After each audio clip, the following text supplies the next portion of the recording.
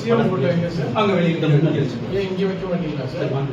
CM photo இங்க வைக்கணும் sir. புதுக்கோட்டையில் ஆரம்ப சுகாதார நிலையம் ஒன்றில் ஆய்வு மேற்கொண்ட அமைச்சர் பர்வேஸ் மருத்துவர் அறையில் முதலமைச்சர் விஜயின் புகைப்படம் வைக்காது ஏன் என கேள்வி எழுப்பிய காட்சி இது. தமிழ்நாட்டில் உள்ள மாநகராட்சி மற்றும் அரசு அலுவலகங்களில் புகைப்பட மாற்றம் தான் தற்போது திமுக தாவேகா இடையே பெரும் அரசியல் முதலாக உருவெடுத்துள்ளது. நெல்லை மாநகராட்சி மேயர் ராமகிருஷ்ணன் முதல்வர் விஜயின் புகைப்படத்தின் கீழ் அமர்ந்து பணியாற்ற முடியாது, அப்படி இருந்தால் நாற்காலியில் உட்கார மாட்டேன் என கூறி தனியாக அமர்ந்து பணிபுரிந்தது பெரும் சர்ச்சையை ஏற்படுத்தியுள்ளது. அதேபோன்று ஈரோட்டிலும் இருதரப்பு மோதலுக்கு பின்னரே தாவேகாவினரின் வலியுறுத்தலால் முதல்வர் விஜயின் புகைப்படம் சில நாட்களுக்கு முன்னர் மாற்றப்பட்டது.